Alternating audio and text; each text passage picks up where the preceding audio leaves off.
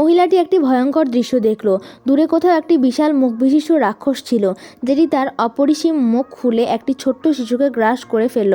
মহিলার পিতাও এই ভয়ঙ্কর দৃশ্যটি দেখল। ঠিক সেই মুহূর্তে সেই বিশাল মুখ বিশিষ্ট রাক্ষস তাদেরকেও দেখতে পেল এবং তাদের দিকে এগোতে শুরু করলো। ভয়ে পিতা ও কন্যা প্রাণ বাঁচাতে দৌড়াতে লাগলো। সৌভাগ্যক্রমে সেই রাক্ষস তাদের পিছু অনুসরণ করা বন্ধ করলো। ঘরে পৌঁছানোর সঙ্গে সঙ্গেই মেয়েটি তথ্য খোঁজা শুরু করলো, কিন্তু তখনই সেই রাক্ষসটা তাদের ঘরেও পৌঁছে গেল। কিছু না বলে সে তার 40 মাইল দীর্ঘ মুখ খুলে মেয়েটিকে গ্রাস করতে যাচ্ছিল। মেয়েটি ভয়ে ভয়ে ঝাড়ু তুলে তা রাক্ষসের মুখে ঢোকালো, কিন্তু রাক্ষস এক ঝটকায় সেটি ছিনিয়ে নিল। স্পষ্ট ছিল যে এই ধরনের আক্রমণ তার উপর কোনো প্রভাব ফেলতে পারবে না। বলা হয় যে এই রাক্ষস কেবল তাদেরকেই ক্ষতি করে যাদের কাছে কোনো সুরক্ষা নেই। তাই সবাইকে মোবাইল ফোন ব্যবহার করার সময় সুরক্ষা চালু রাখতে হয়। মেয়েটি ভয়ে বাইরে দৌড়িয়ে বাবার কাছে সাহায্য চায়, কিন্তু রাক্ষস সেখানেও পৌঁছে যায়।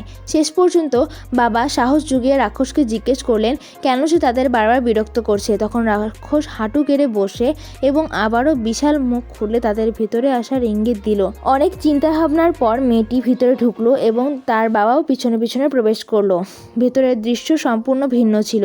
রাক্ষস জানালো যে সে আসলে একটি ফেরেশতা, যার কাজ পৃথিবীতে প্রবেশ করা দূষিত রাক্ষসদের নির্মূল করা।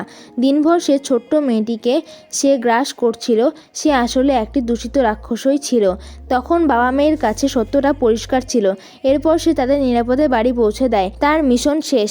বিশাল মুখ বিশিষ্ট রাক্ষস তাদের বিদায় জানিয়ে চলে গেল। এরপর কি হলো জানতে হলে ভিডিওটিতে লাইক করে চ্যানেলটি সাবস্ক্রাইব করুন।